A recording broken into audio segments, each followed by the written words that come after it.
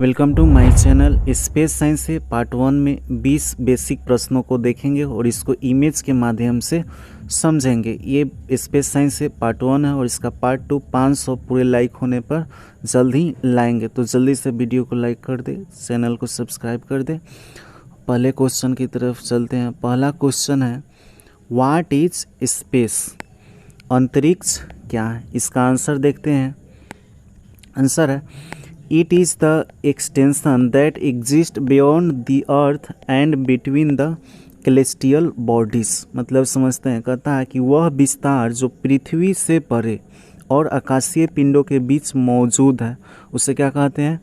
Space या अंतरिक्ष कहते हैं। यानी पृथ्वी के बाहर जो आकाशीय पिंडों के बीच की जो स्थान है उसे स्पेस कहते हैं। इसको इमेज के माध्यम से समझते हैं।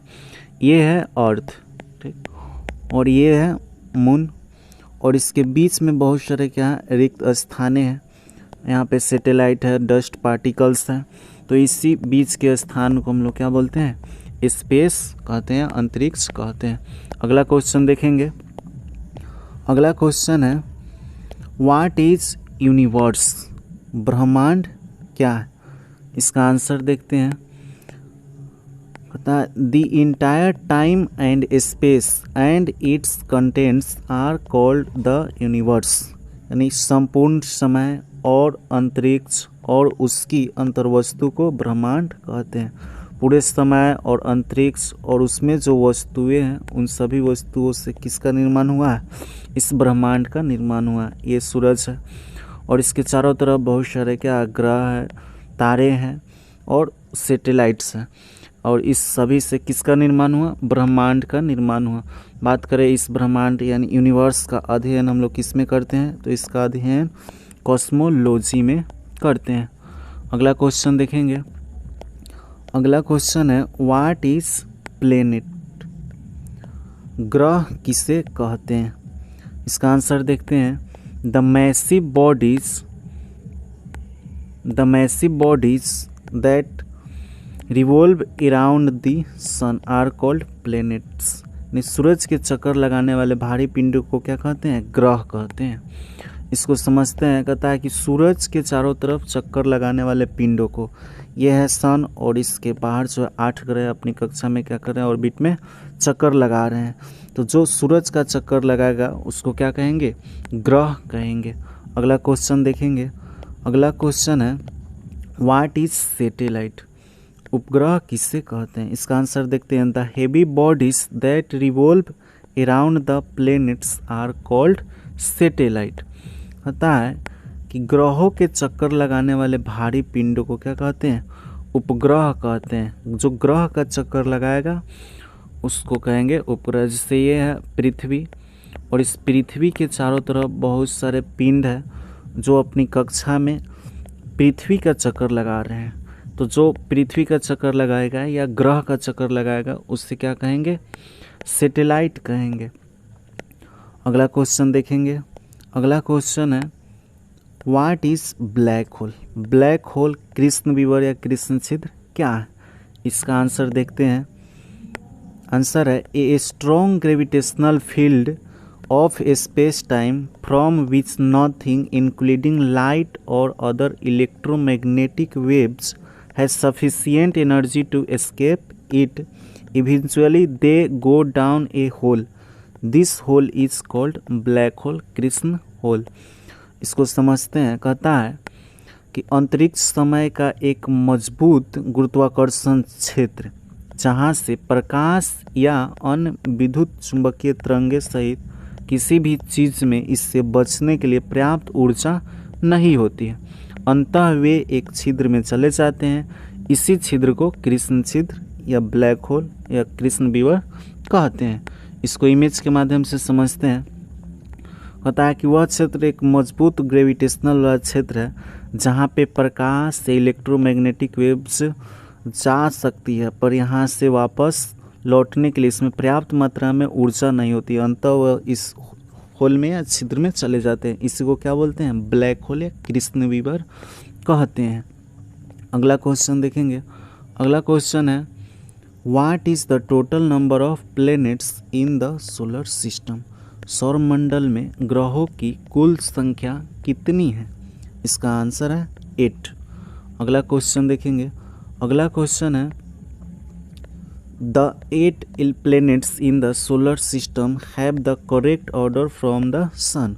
सौरमंडल में 8 ग्रह का सूरज से सही क्रम है।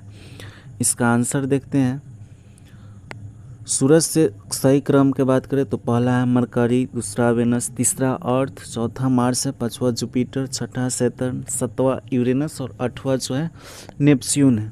पहला हो जाएगा बुध, दूसरा शुक्र, तीसरा पृथ्वी, चौथा मंगल, पांचवा बृहस्पति, छठा शनि, सातवां अरुण और आठवां वरुण है। इस तरह से सूरज से इसका क्रम है। अगला क्वेश्चन देखेंगे। अगला क्वेश्चन है which is the closest planet to the sun. मतलब सूरज से सबसे नज़दीक ग्रह कौन सा है? इसका सही आंसर है मरकरी, बुध। इसको इमेज के माध्यम से देखते हैं।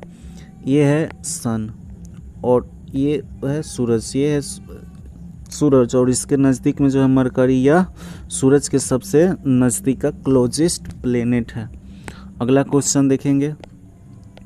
अगला क्वेश्चन है which is the farthest planet from the sun. सूरज से सबसे दूर का ग्रह कौन सा है? इसका सही आंसर है नेपच्यून, वरुण। वरुण जो है सूरज से सबसे दूर ग्रह है। यहाँ पे देखे थे मरकरी जो था वह सबसे नज़दीक ग्रह था और वरुण जो है नेपच्यून, यह सूरज से सबसे दूर स्थित ग्रह है। अगला क्वेश्चन देखेंगे। अगला क्वेश्चन है which is the smallest planet. सबसे छोटा ग्रह कौन सा है? इसका सही आंसर है मरकरी। बुध जो है वह सबसे छोटा ग्रह है। इस यहाँ पे देखते हैं इसके आकार से ये जो है मरकरी, यह सबसे छोटा ग्रह है। कहता है कि Mercury the smallest planet in our solar system, यानी जो मरकरी है वह सोलर सिस्टम में, सौरमंडल में सबसे छोटा ग्रह है। अगला क्वेश्चन देखेंगे विच इज़ द बिगेस्ट प्लेनेट। सबसे बड़ा ग्रह कौन सा है? इसका सही आंसर है जुपिटर। बृहस्पति जो है सबसे बड़ा ग्रह है। अगला क्वेश्चन देखेंगे why is the earth called the blue planet. पृथ्वी को नीला ग्रह क्यों कहा जाता है? इसका आंसर देखते हैं। इसका आंसर है the Earth is called a blue planet because about 71% of its surface is covered by water due to which it appears blue when seen from outside. इसका मतलब समझते हैं। कहता है कि पृथ्वी को एक नीला ग्रह कहा जाता है क्योंकि इसकी सतह का लगभग 71% हिस्सा पानी से ढका है, जिसके कारण बाहर से देखने पर नीला दिखाई देती है। अगला क्वेश्चन देखेंगे। अगला क्वेश्चन है why is Mars called the red planet. मंगल को लाल ग्रह क्यों कहा जाता है? इसका आंसर देखते हैं। When iron rust on the surface of Mars the iron turns into ferric oxide being read it scatters and reflects red light. इसका मतलब समझते हैं। कहता है मंगल ग्रह की सतह पर जब लोहा में जंग लग जाता है तो लोहा फेरिक ऑक्साइड में बदल जाता है। यह लाल होने के कारण लाल रंग के प्रकाश को बिखेरती और परावर्तित करती है। इसको यहाँ पे समझते हैं। मंगल ग्रह की सतह पे ना लोहा अधिक मात्रा में मिलते हैं और ये लोहा जो ऑक्सीजन के संपर्क में आने पर फेरिक ऑक्साइड यानी Fe2O3 का निर्माण कर लेते हैं और यह मुख्य रूप से लाल भूरे रंग का होता है। और जब इस पर प्रकाश पड़ता है तो यह लाल रंग को क्या करती है? बिखेरती और परावर्तित करती है, जिसके कारण मंगल जो है लाल रंग का दिखाई देता है। अगला क्वेश्चन देखेंगे why does the colour of the sky appears blue. अर्थात आकाश का रंग नीला क्यों दिखाई देता है? पहले देखे थे पृथ्वी का रंग जो है वह नीला क्यों दिखाई देता है। तो पृथ्वी की सतह पे अधिक 2/3 भाग पे 71% भाग पे क्या है? पानी है। इस कारण से वह नीला दिखाई देता है। अब आकाश नीला क्यों दिखाई देता है? इसका आंसर देखते हैं। कहता है dust particles in the atmosphere scatters blue light due to which the sky appears blue. इसको समझते हैं। वायुमंडल में धूल कण नीले रंग के प्रकाश को प्रकीर्णन करते हैं, जिसके कारण आसमान नीला दिखाई देता है। अगला क्वेश्चन देखेंगे। अगला क्वेश्चन है what is the colour of the sky as seen from space. अंतरिक्ष से देखने पर आकाश का रंग कैसा होता है। अंतरिक्ष से देखने पर पृथ्वी और पृथ्वी से परे यहाँ पे मान लेते हैं स्पेस है, और इस स्पेस से आकाश को देखते हैं तो ये कैसा दिखाई देगा, तो ये जो है ब्लैक रंग का दिखाई देगा, यानी काला दिखाई देगा।